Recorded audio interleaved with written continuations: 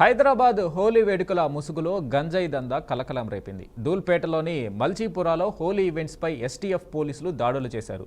గంజాయితో తయారు చేసిన kulfi ice cream, barfi sweet, silver coated balls ను గుర్తించి స్వాధీనం చేసుకున్నారు. గంజాయి మిక్స్ చేసి కుల్ఫీలు అమ్ముతున్న సత్యనారాయణ సింగ్ పై కేసు నమోదు చేసుకుని రిమాండ్కు తరలించారు.